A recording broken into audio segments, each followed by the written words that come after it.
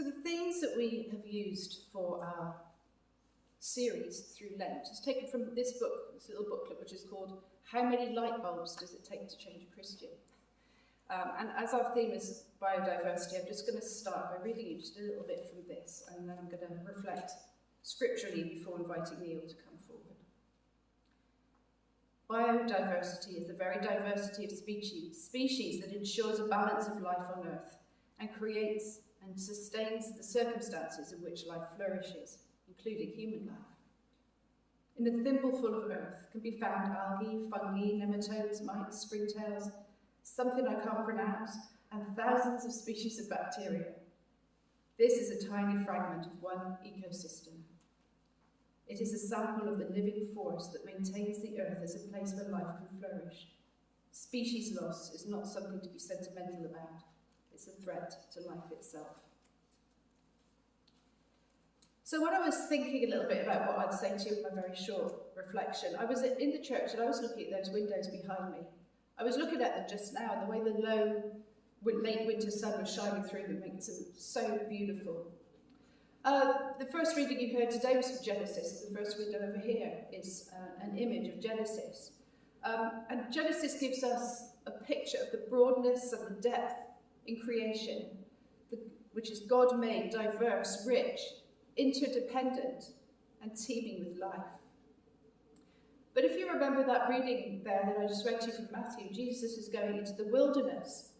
And that word that means wilderness means waste, a deserted place, desolation. So Jesus came into a world that was already not as God had intended it to be. Jesus came to bring restoration to the whole world. And in him is our hope for creation. In him we have the joy of partnering into the new or the recreation. So this window over here is a depiction of Genesis chapter 2, verse 9. And it's not bad. It's quite biblical. There's the two trees, etc. The one over here is not quite so biblically accurate. It's taken from Revelations 22:2. I'll just read you that verse.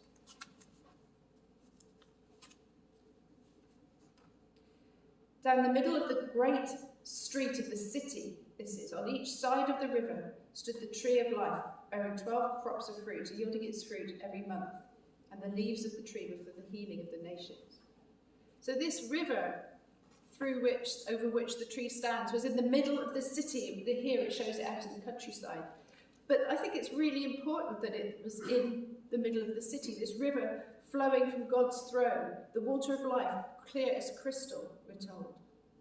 So it's running down the middle of the great street of the city, and the tree is straddling the waters in the city.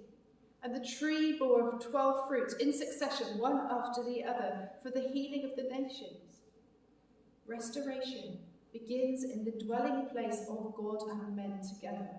It begins in the New Jerusalem, in the city, and it flows from there, where we are, out into the world.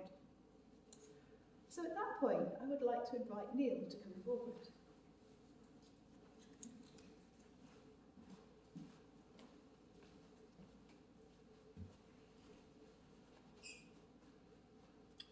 Thank you for that. She actually saved you a paragraph. Some of you may be wondering who this Neil is. I'm the guy who's at the other service. It's been a real pleasure to be part of Green Team here. Back in the day, Green Team was tree huggers and whale savers, and we of this generation have grown through that, and I hope into a sense of maturity about, oh, the world is a different place from when all that was happening. So, instead of defining biodiversity, very good, I'm just going to switch to, so what's the opposite? Monoculture. Well, that's the planting of a single crop over a large area for ease of production and to maximize crop yield. Very effective for creating a steady supply of a particular crop, as we've become used to, but it can be very hard on land sustainability and can require large amounts of fertilizers and pesticides. A couple of years ago, I was looking for a new art painting project. That's my thing. It was early spring, and I saw in a whole new way what a blessing we had in our own backyard. Flowers were coming up all over, and I decided I was going to photograph every flower that grew in our yard that season. So I had to include what I had previously thought of as annoying weeds. They flower too, with the most noteworthy, be they roses, lilies, or magenta poppies. By mid-May, I had documented over 24 different blooms, our very own patch of biodiversity. Well, these days, the first crocuses, the brave little things, have arisen into some pretty cold air.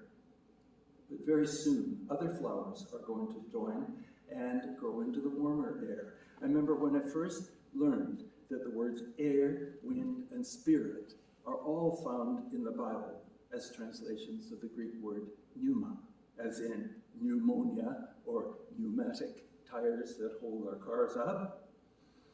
The Bible takes us back to Genesis, as was the reading this morning, and the pneuma of God hovering over the waters in creation.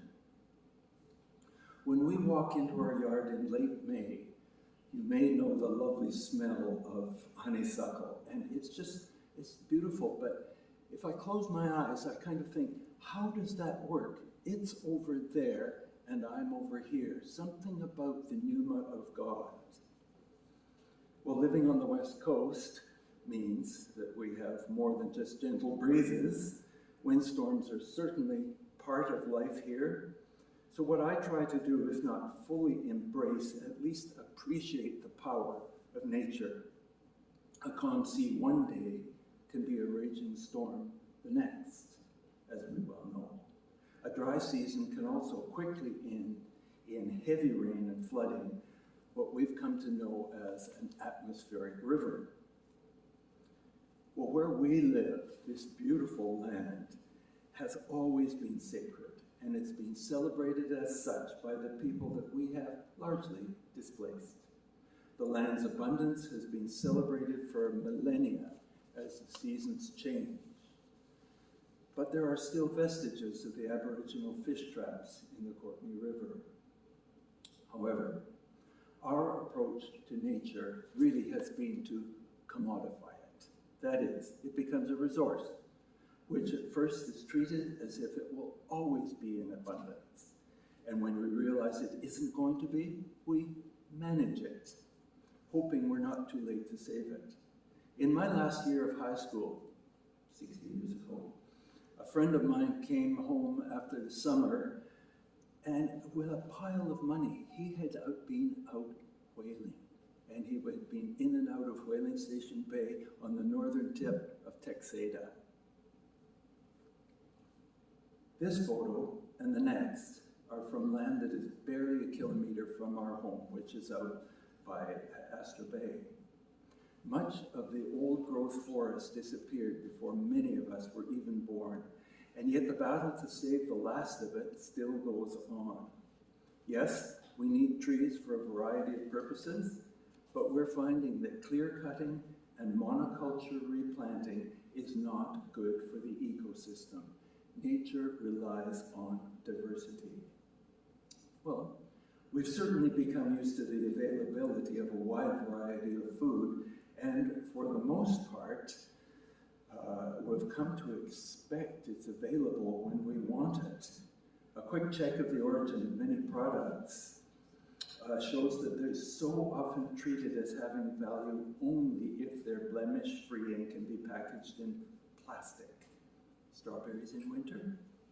Readjusting to buying local and in season could certainly change our lifestyles.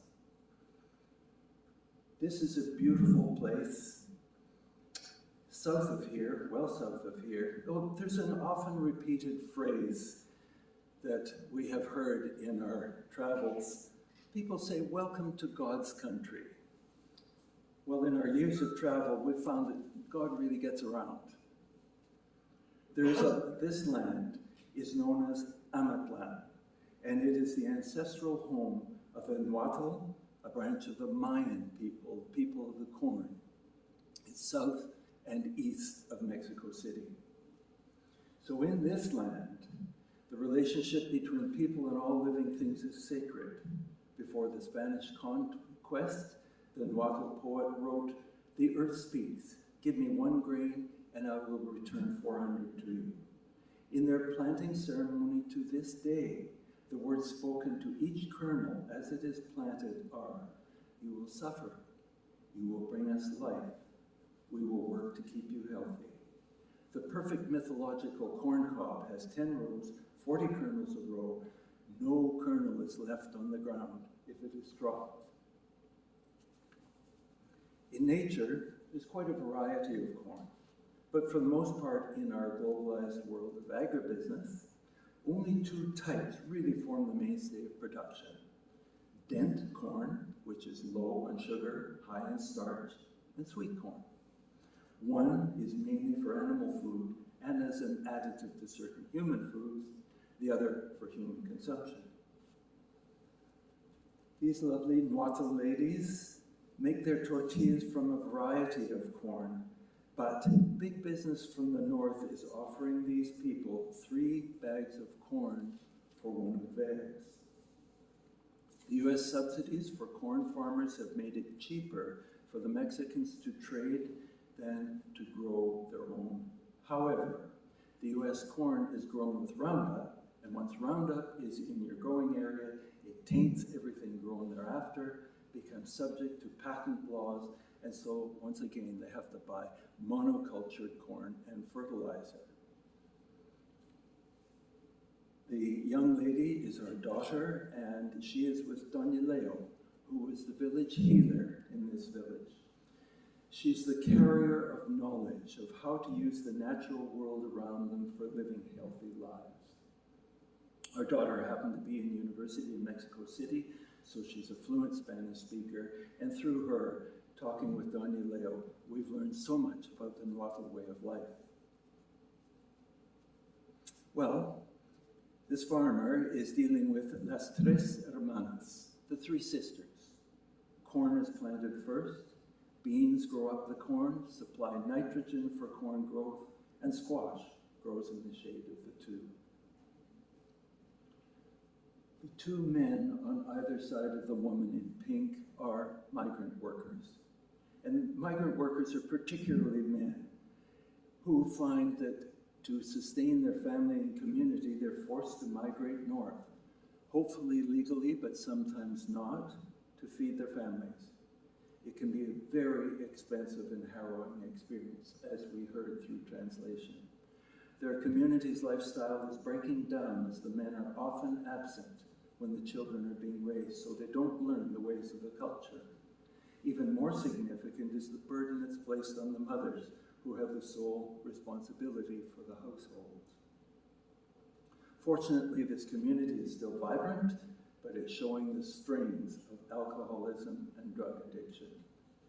Lisanne, the woman in pink, is my wife's niece. She married into Doña Leo's family, and for many years she's been offering a credit course through an American university as students are billeted with local families. That course teaches us, the North, about the South, what gifts they can offer us, particularly how nature can be cared for in these times of environmental degradation. Well, on the right there, the smiling man is Nacho. He is Doña Leo's son and Lisanne's husband. He is the inheritor of his mother's gifts. He was sent to veterinary school in Mexico City to be the man of medical knowledge for the community. It's a fascinating experience to go for a walk in the hills with him. When he was visiting Lisanne's family in Toronto, and we happened to be there, he was asked if he would, Nacho, can you go and fix up the garden a bit and weed it? He returned about 5 minutes later with that lovely smile on, declared, there's no weeds in that garden, it's all medicine. So I'd just like to conclude. Biodiversity has to do with multiple species acting together. This looks wonderful and healthy, but that's where the forest has been taken away and replaced by monoculture palm for palm oil. So our little green team, with Celine's encouragement, are just like Psalm 32 said this morning, not into guilt, but we want to be encouragers for all of us to do things differently. And we just found this yesterday. This is black corn, which if you grind it up and mix it in, I think with rubbing alcohol, it's a whole lot cheaper than buying a $25 tube of Voltaren. Thank you.